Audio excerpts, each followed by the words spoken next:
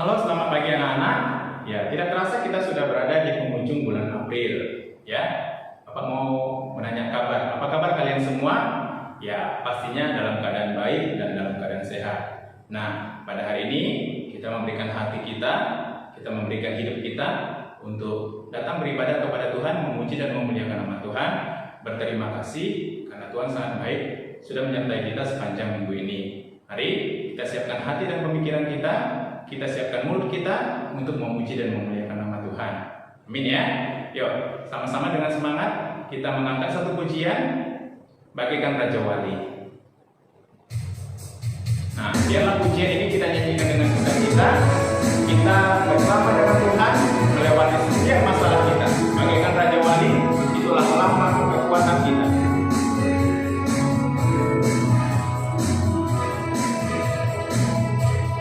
Aku ingin selalu berada di hadirat-Mu. Aku ingin selalu berlindung dalam naungan-Mu. Di bawah kepak sayap-Mu, Kau bawaku terbang tinggi, melintasi langit biru, bagaikan Raja Wali. Katakan bagai Raja Wali. Bagai Raja Wali, melintasi gunung tinggi. Bagai Raja Wali, melintasi badai hidup. Di bawah kepak sayap-Mu, Kau bawaku terbang tinggi, melintasi langit biru, bagaikan Raja Wali. Kita akan ujian ini sekali lagi dengan lebih semangat.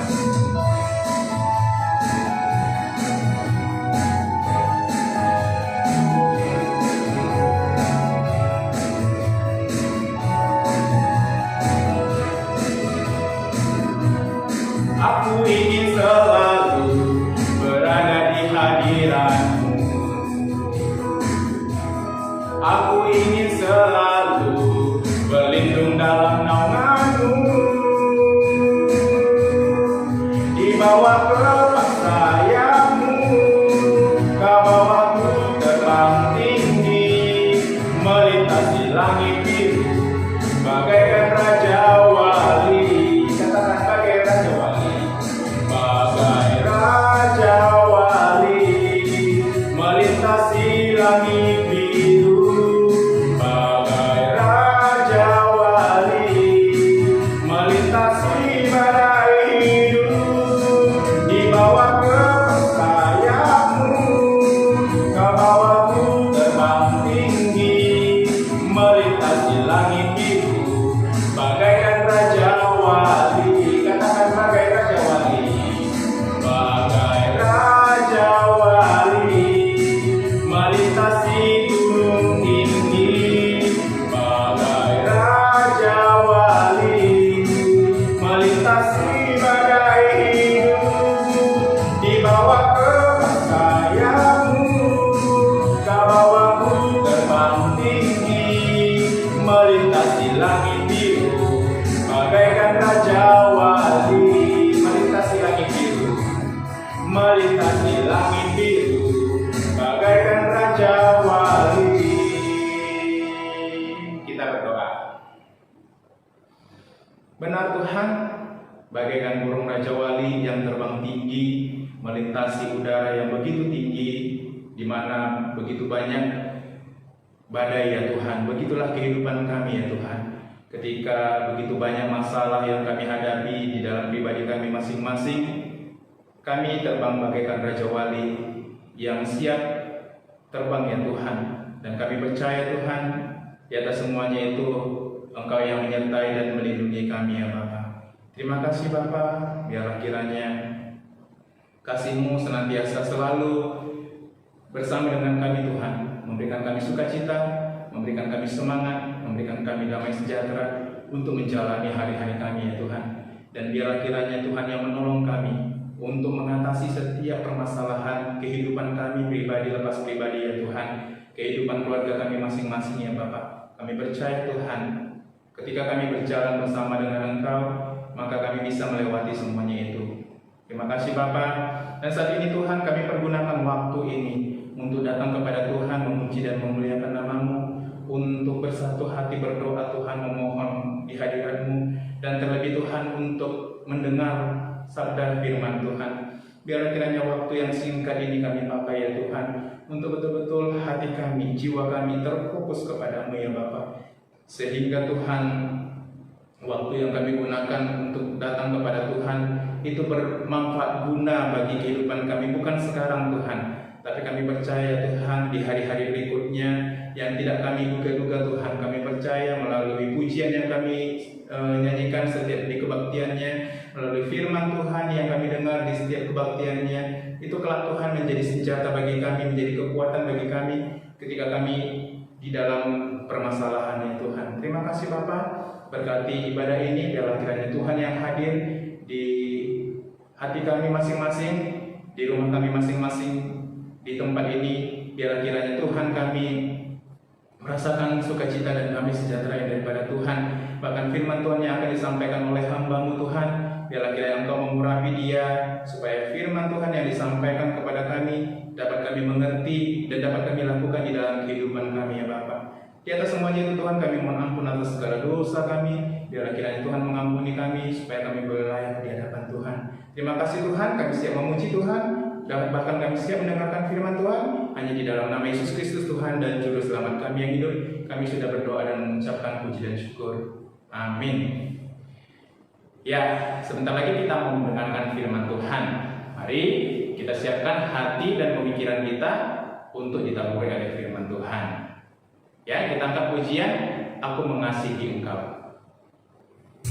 Nah, tandanya kita mengasihi Tuhan adalah dengan cara merenungkan firman Tuhan, dan bukan saja merenungkan, tetapi melakukannya di dalam kehidupan kita.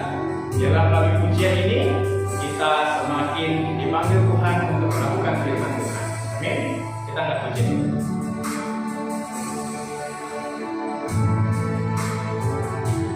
Aku mengasihi Engkau Yesus dengan segenap hatiku. Aku mengasihi Engkau Yesus dengan segenap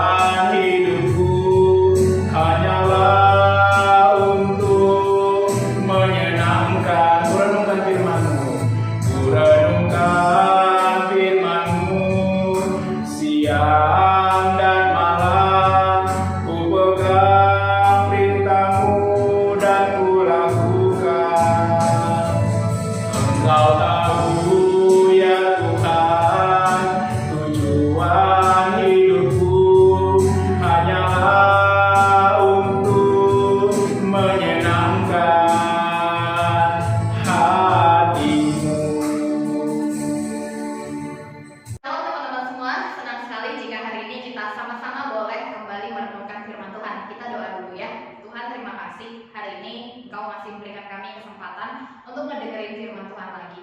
Biarlah firman Tuhan menolong kami untuk selalu waspada dan berjaga-jaga selama kami hidup di dalam dunia yang penuh dengan godaan dosa.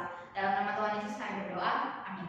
Teman-teman, hari ini temanya menarik banget, yaitu senantiasa berjaga dan waspada. Yuk sama-sama kita membaca beberapa ayat dari Lukas 12 ayat 35 sampai 48. Saya akan membacakan ayat ke-35 untuk kita semua. Hendaklah pinggangmu tetap berikat dan pelitamu tetap menyala. Itu ayat 35. Mari kita membaca lagi ayat 45 dan 46.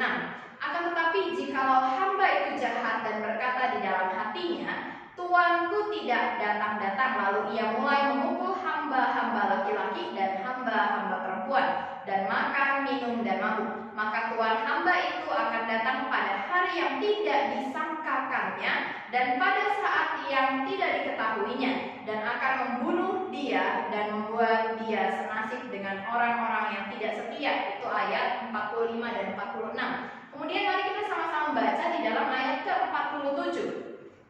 Adapun hamba yang tahu akan kehendak tuannya tetapi yang tidak mengadakan persiapan atau tidak melakukan apa yang dikehendaki tuannya, ia akan menerima banyak pukulan. Nah, teman-teman yang terkasih dalam Tuhan, dulu zamannya saya masih kecil ya, masih puber gitu ya, ada satu acara televisi yang berisi tentang berita-berita gitu di RCTI. Nah, biasanya di akhir acara TV ini ada seorang bernama Bang Napi muncul.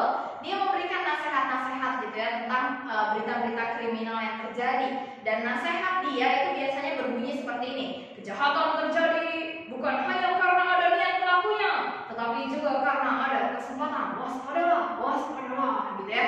Nah, tetapi Bang Napi ini dari pesannya, dia selalu meminta kita untuk selalu berjaga-jaga dan selalu waspada terhadap hal-hal yang terjadi di sekitar kita. Karena banyak sekali peluang untuk terjadi yang namanya kejahatan. Nah, teman-teman yang terkasih, hari ini Lukas 12 ayat 35 itu juga diberi judul tentang kewaspadaan. Nah, teman-teman, apa sih yang perlu kita waspadai di dalam kehidupan kita sebagai orang percaya? Kita harus waspada terhadap satu hal, yaitu hari Tuhan. Waduh, kenapa nih saya harus waspada dengan yang namanya hari Tuhan? Nah, teman-teman yang terkasih, hari Tuhan ini pasti akan datang.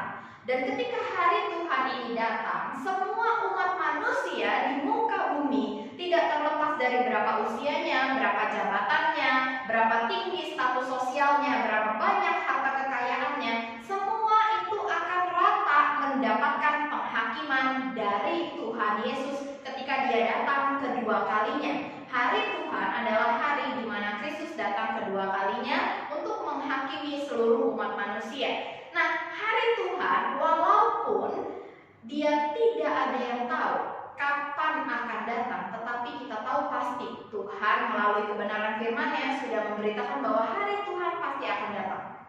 Kalau kita nonton film, biasanya ada film-film yang diangkat dari kisah nyata dan ada film-film yang hanya fiktif belaka. Nah, biasanya muncul tuh ya, film ini merupakan fiktif belaka, kesamaan nama tokoh, tempat, dan peristiwa merupakan hal yang tidak disengaja gitu ya. Nah, tetapi kalau bicara soal hari Tuhan, bicara soal kebenaran Alkitab, itu bukanlah sesuatu yang fiktif belaka. Kebenaran Alkitab yang mengatakan bahwa Tuhan akan datang kedua kalinya menghakimi setiap umat manusia, itu adalah hal yang nyata dan akan terjadi walaupun tidak ada yang tahu kapan hari Tuhan akan datang. Bahkan peramal yang paling sakti pun tidak bisa meramalkan kapan Tuhan akan datang kedua kalinya. Ini semua dirahasiakan. Ini semua tidak diberitahukan kepada nabi, kepada murid Yesus, tidak diberitahukan. Supaya apa? Supaya setiap orang Kristen, supaya setiap orang percaya itu dapat waspada dan berjaga-jaga.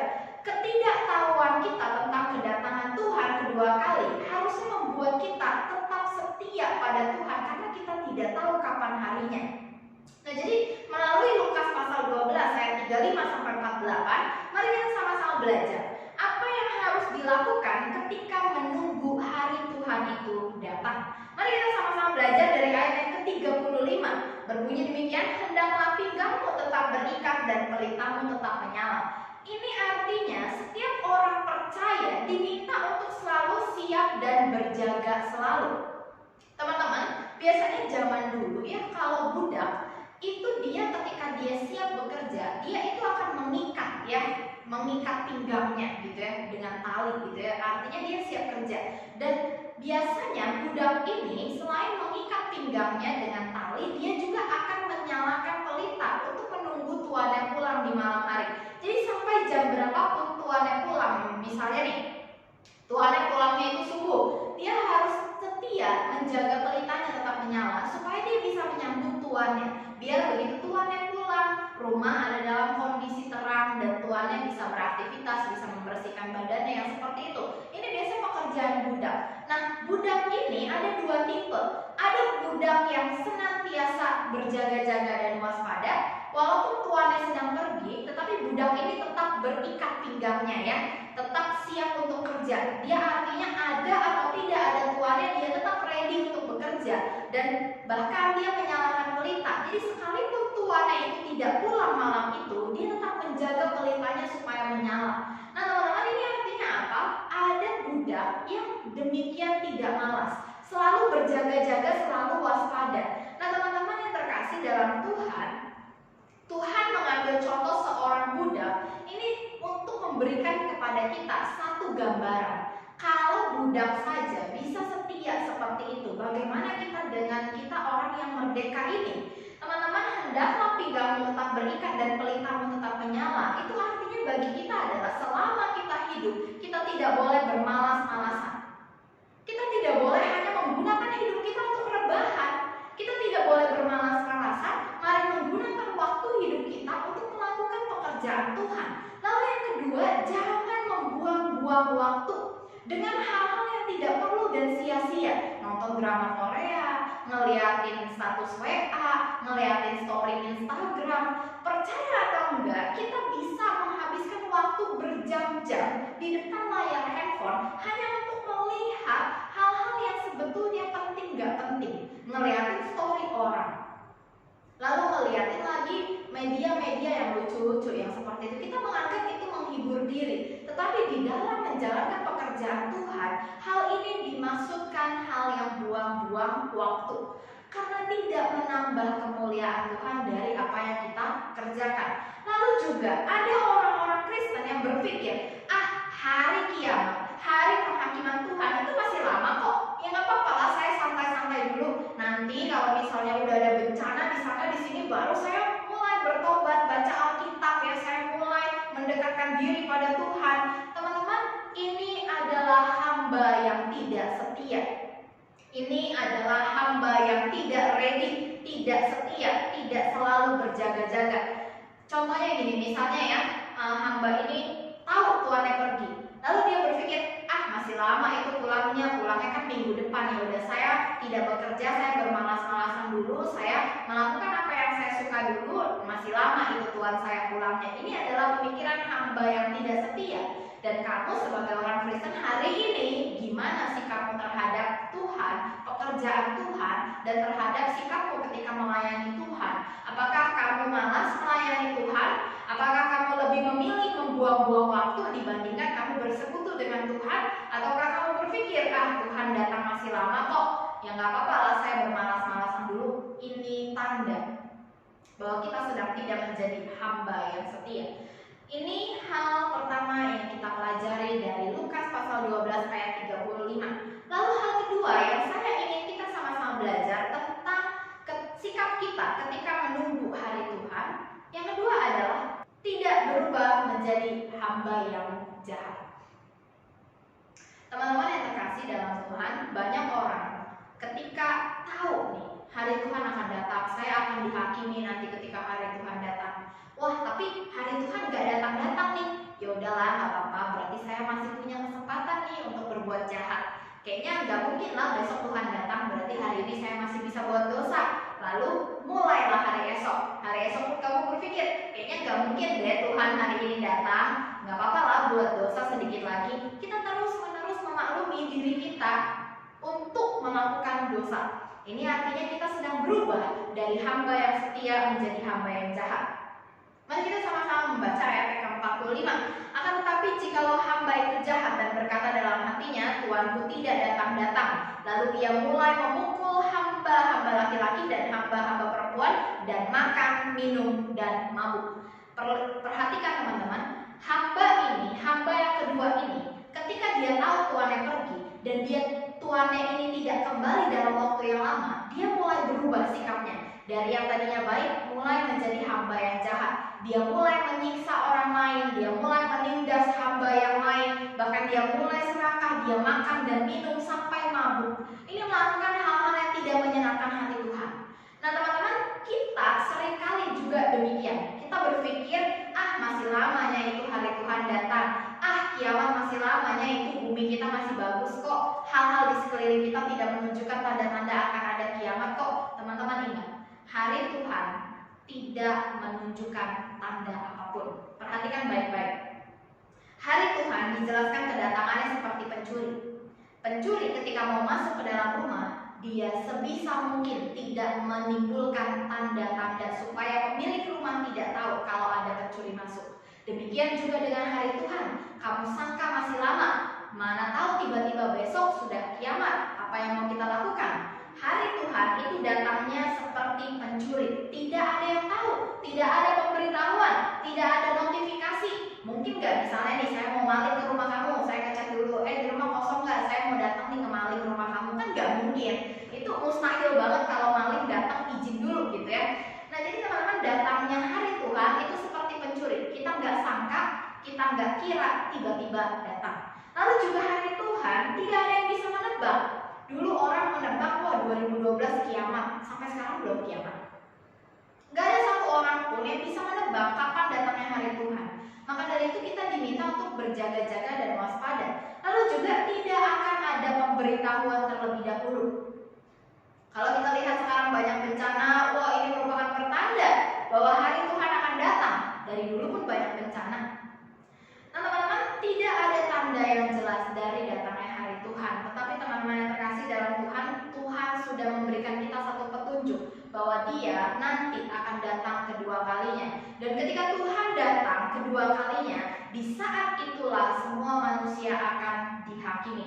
Jadi ketika Tuhan datang untuk kedua kalinya, di sini juga hamba yang setia dan hamba yang tidak setia diberikan upah. Upah bagi hamba yang tidak setia adalah kebinasaan. Upah bagi hamba yang selalu mentoleransi dosa adalah kebinasaan. Gimana dengan kamu hari ini? Apakah kamu sering kali mentoleransi dosa? Apakah kamu sering kali sengaja menjatuhkan dirimu ke dalam dosa? Apakah kamu sering kali mengikuti keinginan hawa nafsu? Hati-hati, kamu sedang tidak menjadi hamba yang setia. Lalu kita akan belajar yang ketiga, ayat 47. Mari sama-sama kita membaca. Adapun hamba yang tahu akan kehendak tuannya, tetapi yang tidak mengadakan persiapan atau tidak melakukan apa yang dikehendaki tuannya, ia akan menerima banyak pukulan. Ini artinya bagi kita yang akan kita pelajari adalah jangan jadi orang Kristen yang bersikap bodoh amat. Teman-teman yang terkasih dalam Tuhan, kita udah gak asing dengan istilah suka-suka gue ya. Hidup gue, suka-suka gue ya. Saya mau ngapain terserah saya, situ siapa mau ngatur-ngatur saya. Ya enggak? Kita adalah orang yang rindu kebebasan. Kita pengen sebebas-bebasnya melakukan apa yang kita suka, bahkan sekalipun melawan norma, yang penting saya suka, saya mau kerjain aja. Bahkan sekalipun orang tua kita melarang, kalau saya mau lakuin aja. Teman-teman yang terkasih dalam Tuhan, ini sama aja kita jadi hamba yang bersikap bodoh amat. Saya tahu sebenarnya nih mama papa saya nggak suka kalau saya pergi ke tempat-tempat diskotik ya. Tapi kan saya mau. Saya tahu mereka nggak suka ya, saya pergi diam-diam. Kita bersikap bodoh amat terhadap apa yang orang tua kita inginkan. Lalu kita juga bersikap bodoh amat terhadap apa yang teman-teman kita inginkan. Misalnya teman-teman kita pengen kita menjadi orang yang lebih baik lagi, tetapi kita ya hidup gua, siapa lu ngatur-ngatur gua? Emang lu mak gua? Emang lu bapak gue? Siapa lu ngatur-ngatur saya? Saya tidak suka diatur ya. Teman-teman yang terkasih dalam Tuhan, kita sering kali tahu bahwa sikap kita ini bisa mengecewakan orang di sekitar kita, tapi kita bersikap bodoh amat. Lalu juga di dalam gereja, kita tahu sebetulnya kewajiban kita sebagai orang yang percaya kepada Tuhan, orang yang sudah menerima kasih Tuhan, kita harus melakukan pekerjaan Tuhan melalui melayani, melalui diri kita, waktu kita berikan untuk melayani Tuhan. Tetapi apakah kita di dalam gereja, di dalam persekutuan Boys Brigade ini, apakah kita bersikap bodoh amat? Kita tahu kita harus melayani, tetapi kita bersikap bodoh amat. Kita tahu teman kita butuh bantuan, tetapi kita bersikap bodoh amat. Kita nggak mau melakukan firman Tuhan di dalam hidup kita. Nah, teman-teman yang terkasih dalam Tuhan, kita tahu apa yang Tuhan mau, tapi kita bersikap nggak mau tahu atau pura-pura nggak tahu. Teman-teman, ini adalah contoh dari hamba yang tidak setia. Sudah tahu firman Tuhan, tetapi pura-pura nggak tahu dan tidak mau tahu. Saya tidak mau melakukan firman Tuhan. Ini adalah hamba yang tidak setia. Lalu juga sengaja menjatuhkan diri ke dalam dosa. Saya tahu menonton video porno itu dosa, tetapi karena saya suka, ya saya lakuin aja. Bodoh amat firman Tuhan mau melarang, bodoh amat firman Tuhan mau bilang apa. Saya suka merokok, saya suka dugem, saya suka pacaran gaya bebas, ya terserah saya, hidup saya. Teman-teman, ini adalah contoh orang Kristen yang kehilangan kewaspadaannya. Dia tidak akan mendapatkan hidup yang kekal kecuali jika dia bertobat, memohon pengampunan Tuhan, dan dia memakai hidupnya untuk selalu berjaga-jaga dan waspada. Teman-teman yang terkasih dalam Tuhan, selalu ingat, ketidakpedulian terhadap firman Tuhan adalah dosa yang mendatangkan maut. Ketika kita tidak peduli sama firman Tuhan, tentu kita melakukan hal yang berlawanan dengan kebenaran firman Tuhan. Hal yang berlawanan dari kebenaran firman Tuhan adalah dosa. Upah dosa adalah maut. Kita asik melakukan dosa, kita senang melakukan dosa, seolah-olah tidak akan ada hari Tuhan. Kita tidak berjaga-jaga, kita tidak berwaspada, kita melakukan segala hal yang kita senangi, walaupun itu dosa. Teman-teman ingat, ketika kita ada di posisi itu, kita sedang tidak waspada, kita sedang tidak berjaga-jaga, kita sedang menuju kebinasaan ketika kita melakukan dosa. Ingat teman-teman, hari Tuhan datang seperti pencuri, tidak ada yang tahu, tidak ada yang memberitahuan sebelumnya. Ketika kamu sedang asik melakukan dosa, tiba-tiba hari Tuhan datang. Apa yang akan kamu lakukan? Apa yang akan kamu kerjakan?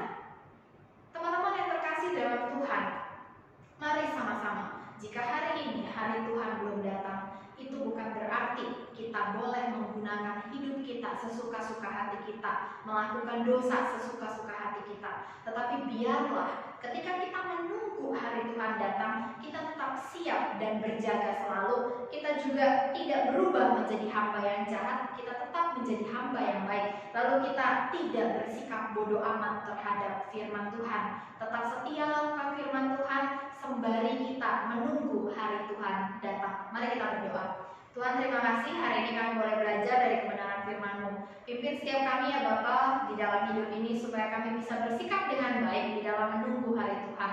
Biarlah ketika hari Tuhan datang kami didapati sebagai hamba yang setia, hamba yang taat pada kebenaran firman Tuhan dan melakukan pekerjaan Tuhan. Dalam nama Tuhan Yesus kami berdoa. Amin.